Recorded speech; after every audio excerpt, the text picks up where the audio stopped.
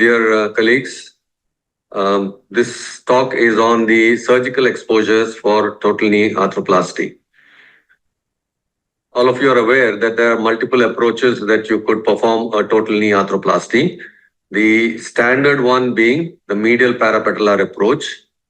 You also have the subvastus approach, the midvastus approach, and also the lateral approach for severe valgus knees. However, for all these approaches, a central midline skin incision would be ideal. You don't really need a lateral skin incision unless there are other indications for that, like multiple scars, multiple incisions, and so forth. Coming to the skin incision, ideally one has to perform the arthrotomy in about 60 to 80 degrees of knee flexion, a midline incision extending for about 6 to 12 centimeters to superior pole of the patella, extending down over the up to the tibial tubercle or a little beyond. The length of the incision really doesn't matter. It is how comfortable you are in the exposure of the joint.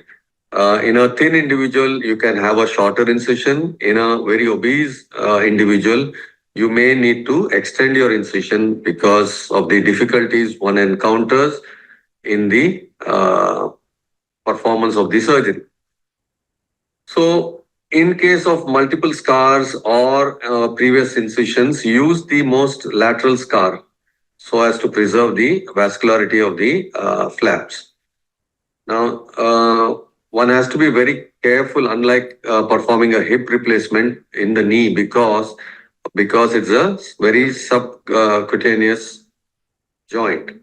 So the skin and subcutaneous incision has to be in one layer, and you avoid lifting up the subcutaneous or undermining the skin edges.